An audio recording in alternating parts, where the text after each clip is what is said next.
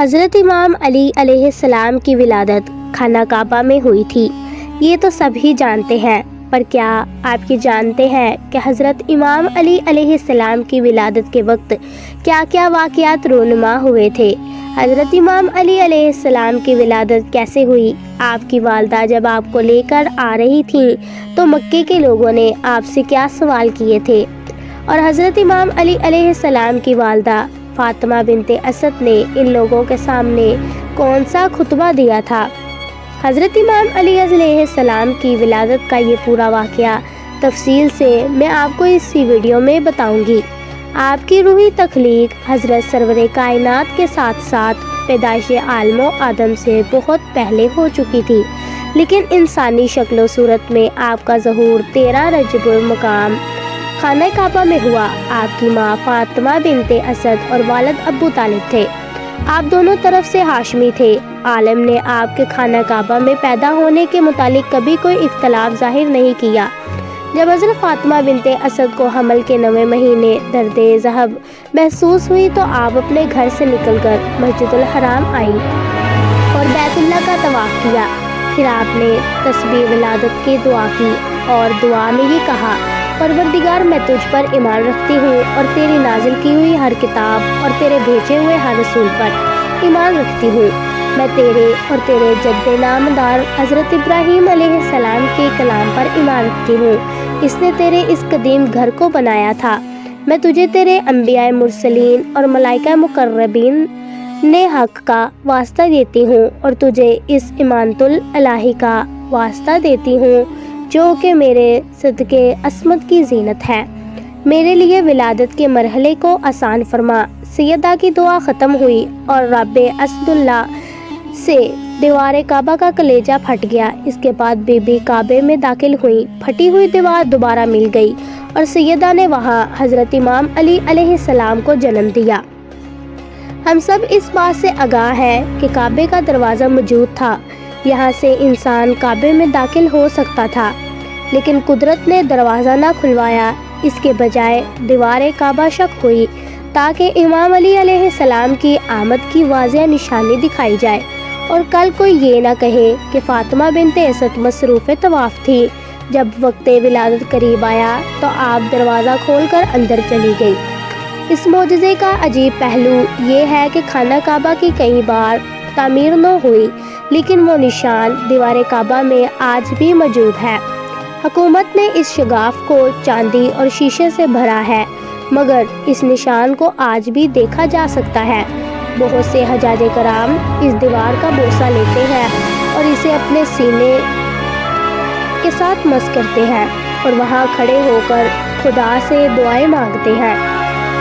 حضرت امام جعفر صادق علیہ السلام نے فرمایا: اس وقت عباس بن عبد المطلب اور یزید بن کام سے بیٹھے ہوئے تھے اور بنی ہاشم اور بنی عبدالضاب بیت اللہ کے سامنے بیٹھے ہوئے تھے کہ اتنے میں فاطمہ بنت اسد بن ہاشم وہاں آئیں۔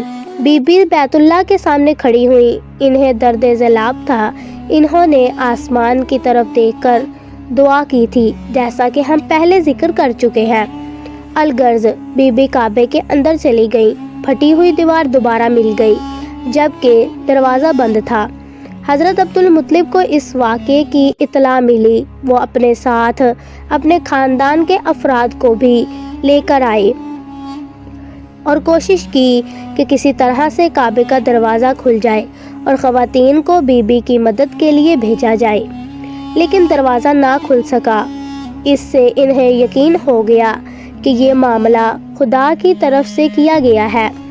بی بی نے اندرونی حالات یوں بیان کیے کہ جب میں خانہ کعبہ میں داخل ہوئی تو میں کچھ دیر اندر سرخ مرمر پر بیٹھی، اتنے میں میرا فرزند علی علیہ السلام پیدا ہوا۔ مجھے اس کی ولادت سے کسی درد اور تکلیف کا کوئی احساس نہ ہوا۔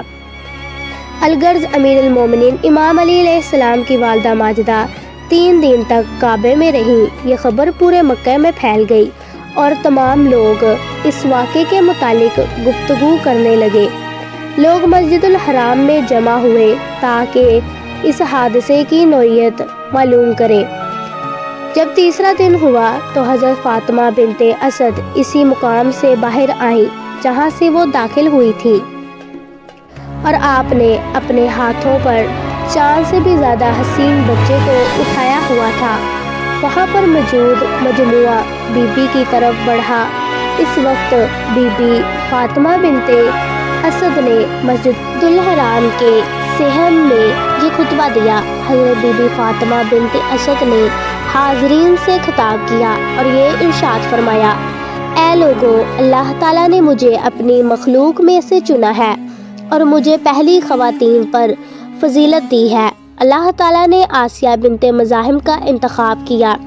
اس نے چھپ کر ایسی جگہ پر خدا کی عبادت کی تھی جس میں اضطراری حالات کے بغیر خدا نہیں چاہتا کہ اس مقام پر اس کی عبادت کی جائے۔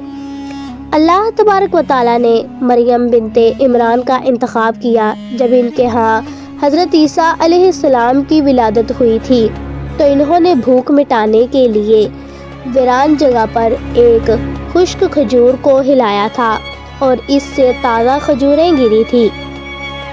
اللہ تبارک و تعالیٰ نے مجھے بھی اس پر فضیلت دی ہے اور مجھ سے پہلے تمام جہانوں میں جتنی بھی عورتیں گزری ہیں ان سب پر مجھے فضیلت و عظمت عطا فرمائی ہے، کیونکہ میں نے اپنے بچے کو خدا کے قدیم گھر میں جنم دیا ہے اور میں نے وہاں 3 دن قیام کیا۔ اس عرصے میں جنت کا رزق اور وہاں کے ثمرات کھاتی رہی ہوں۔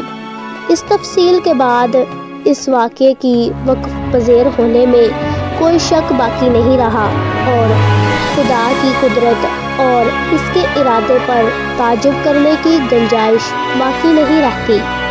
اگر خدا اپنے ولی کی ولادت کے لیے زمین کے افضل ترین حصے کا انتخاب کر لے تو پھر اس میں تعجب کا کیا مقام ہے۔